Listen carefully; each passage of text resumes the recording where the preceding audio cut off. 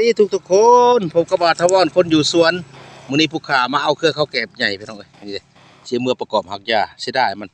นี่ได้เครือน้อยมันก็ได้นี่เด้นี่สิเป็นแทรกบัดนี้แล้วเด้อพี่น้องเด้อ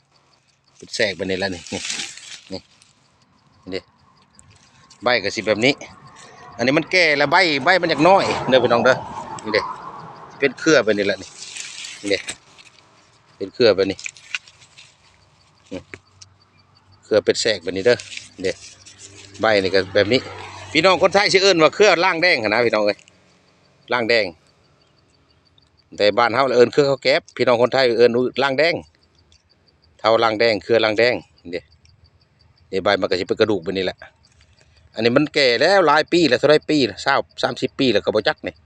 ใบมันเลยน้อยนี่เด้แกนมันกับใหญ่แล้วแกนเรื่องคักลีพี่น้องเอ้ยเครือข้าวแก๊บนี่เครือล่างแดงสำคัญโต้ยนี่แหละเขาสิบุกเบิกทางสิขยายทางออกมาโอ้สิได้เขาดูดแต่ยามพ้นมันเน่ามันเลยนี่สิได้มัน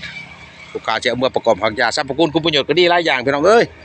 ดีตั้งทรงเบาหวานความดันไขมันโอบหัวใจไขมันโอบตับ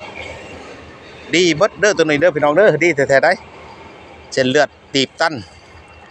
ไขมันอุดตันเส้นเลือดเด้อเอาไปต้มกินเด้อเครือข้าวแกบนี่ดีแท้ๆได้พี่น้องเอ้ยนี่ผู้ค้าเมื่อเอาประกอบผักยานี่เด้อจือเจ้าน้ำไว้เด้อพี่น้อง